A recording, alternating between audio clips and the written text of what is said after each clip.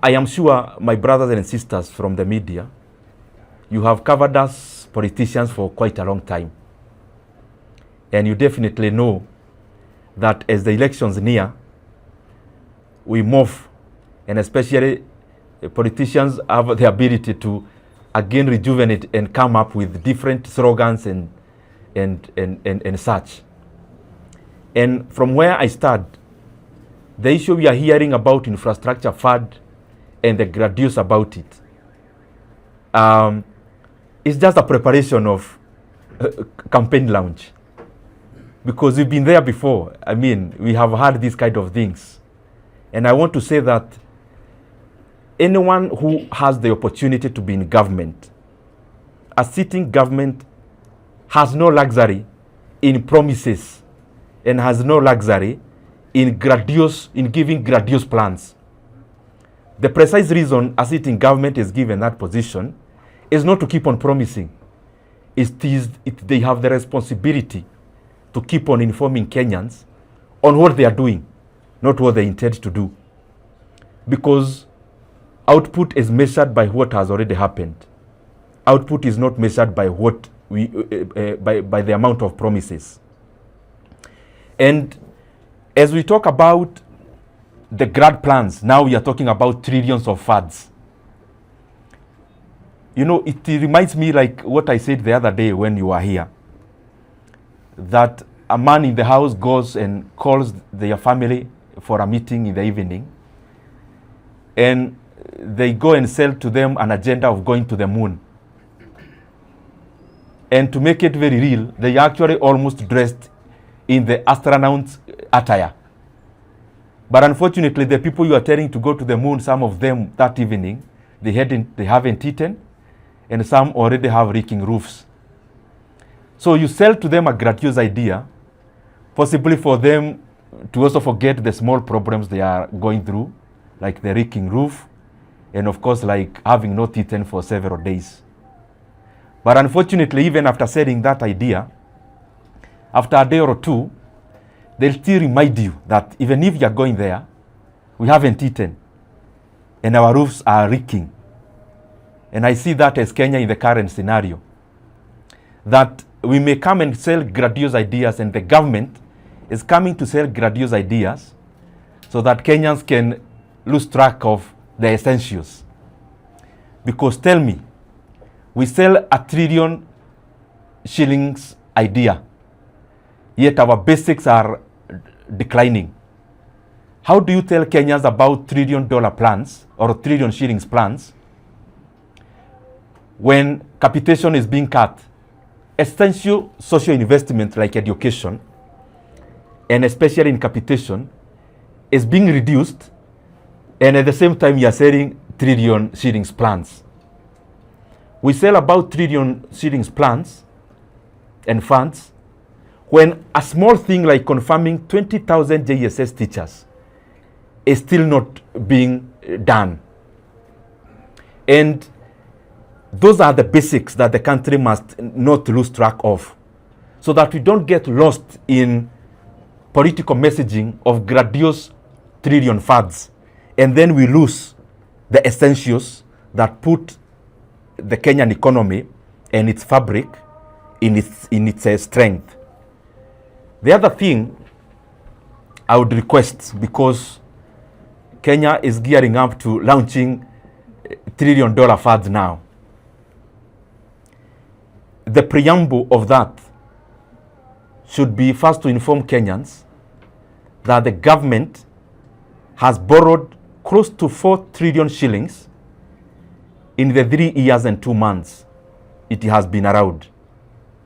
I mean close to 4 trillion Kenya shillings. This is enough money, because as you read the PMF Act and all the laws of Kenya, borrowing should only happen for capital expenditure, which is for development. And if that is so, then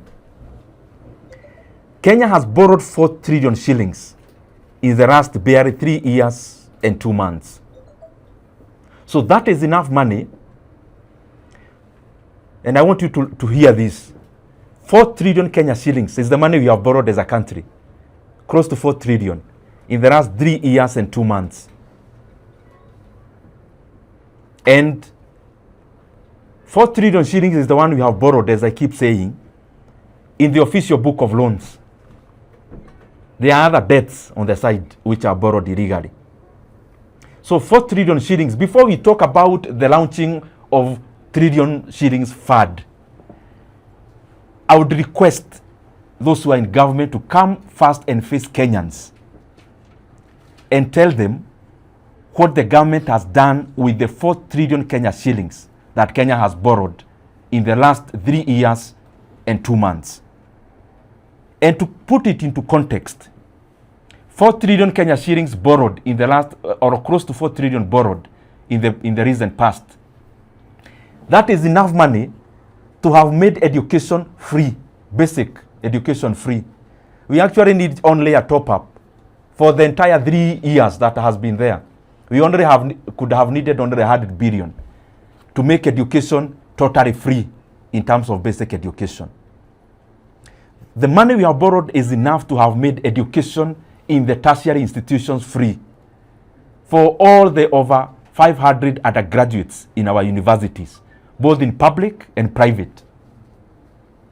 And to put it into context further, the 4 trillion borrowed, or close to 4 trillion, is money that it means that of the 290 constituencies in Kenya, each constituency should be having, beyond making education free in the basic and beyond making education free in the tertiary side of education, we would have enough money remaining for Kenyans to see a 12 billion shillings development in every constituency in Kenya.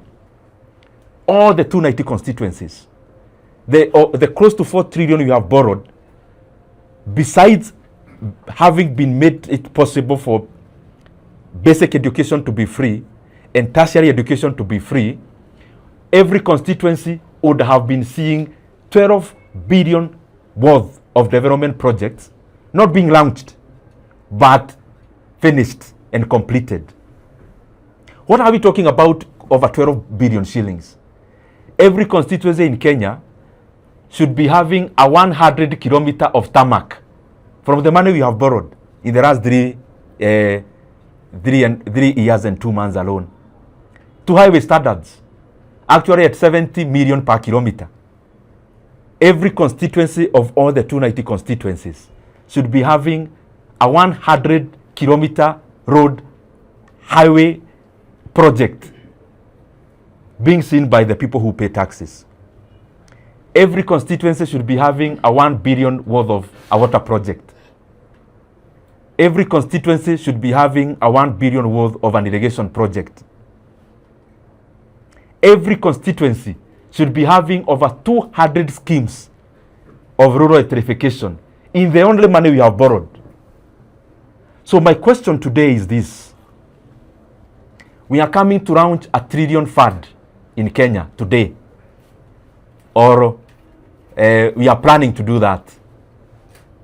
Can the government first face Kenyans and explain one sequentially from number one? Where has the 4 trillion Kenya shillings the government has borrowed gone to? Because as we talk about what we want to raise, can we first audit what we have already incurred so that we see the better way of moving forward as a country? The other thing, we must cease to become politicians all the time as leaders and become leaders instead. Because, the issue of promising all the time. I'm MP for Kiharu. If I call a baraza in Kiharu and only sell what I want to do, what does that mean about what I have done? It means then I have nothing much to talk about in terms of what I have done. And therefore, so in the national scale, the government has a responsibility of telling Kenyans the kind of development we have seen for the last 3 years and 2 months. So that even as we talk about where we are going, can we first audit whether we have been prudent enough with the resources that Kenya has raised. And I want to repeat again for clarity. Kenya has borrowed close to 4 trillion shillings in the last 3 years and 2 months. And according to the rules of Kenya, the money we borrow should go directly into capital expenditure, which is development. So before we launch grandiose plans of trillion funds, can we first face Kenyans, and can the government face Kenyans and tabulate how they have used the 4 trillion Kenya shillings Kenya has borrowed in the recent past? And I've put it into context. I'm repeating it because it doesn't seem real, but it is a reality. That the 4 trillion Kenya shillings Kenya has borrowed is enough to have made education free, both basic and tertiary. And the change that remains, even if we divide out of the 290 constituencies, we should be having 12 billion worth of completed projects across the country. 12 billion worth in every constituency means 100 kilometers of road in every constituency in Kenya at 70 million per kilometer. That is highway standards. We should be having a 1 billion worth of a water project, a 1 billion worth of an irrigation project. We should be having over 200 schemes completed, electricity rectification schemes, and still we'll be remaining with change. If we can't explain to Kenyans the money that has already passed through the government hands where it has gone, what is the business then of coming to again sell grandiose plans of trillions of shillings when we can't account for what we have already received, and especially through borrowing alone? And lastly, out of the close to 4 trillion Kenya shillings we have borrowed, everything that Kenyans are seeing is not part of that money. Every ongoing road project in Kenya, especially completion of the road projects that are ongoing, that's a separate loan called securitization, which is illegal. When you see stadiums being constructed in Kenya, that is also not part of this 4 trillion. That's another borrowing called Talanta Board. When you hear about a program called Nyota, the one for alleviating unemployment in terms of the youth, that's also not part of that money. That's money we are receiving from World Bank. So Kenyans deserve to know, before you tell us about trillion funds that you want to launch, can we first account for the 4 trillion Kenya shillings the country has borrowed in the recent past? Very lastly, it is important for us to be data-driven as leaders. You know, we keep saying that 10,000 kilometers of roads were constructed from 2013 to 2012 in Kenya. That is incorrect. And I would challenge the government to actually tabulate the roads that we keep hearing of 10,000 kilometers of road. Because I know and I have the data, it is less than a third of that. And I also want to put it very clearly. And anyone with a conflicting facts can table them. I have said that, and I have stated that we have borrowed close to 4 trillion Kenya shillings. But if you fast check, you do fact finding, how many kilometers of road has Kenya built from 2022 to date? And especially from newly signed contracts. Newly signed. It is less than 1,200 kilometers across the country. It is less than 1,200 kilometers of tarmac road we have built from 2012 to today out of newly signed contracts. So, my challenge is accountability. Before we talk about trillion shillings plans and funds, it is important we put into context to Kenyans that you have already borrowed 4 trillion shillings, and Kenyans deserve that money to be accounted for. And that is my challenge. That I hope in the launch of that fund, the first preamble will be about being accountable for the amount of money Kenya has borrowed, because this is the burden for Kenyans today and also a burden for Kenyans